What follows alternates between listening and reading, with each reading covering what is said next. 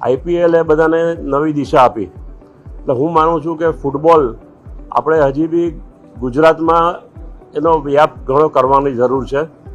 અને અમારી ટીમ આખી મોડરાજ સર ને જેટલી અમારી એસોસિએશનના લોકો છે એ ફૂટબોલ માટે જેટલું કામ કરે છે એમને પ્રોત્સાહન આપવા માટે અને પ્લેયરને આગળ લાવવા માટે મને લાગે છે કે આ શરૂઆત છે. બાકી ગુજરાત દરેક જગ્યાએ આગળ છે, પરંતુ ફૂટબોલમાં મને લાગે છે કે આપણે શરૂઆત છે. એટલે આપ સૌનો સાથ હશે તો આપણે ફૂટબોલને આગળ લઈ જશું. અને અત્યારે જે 6 ટીમ આવી છે એને 12 ટીમ કેવી રીતે બનાય?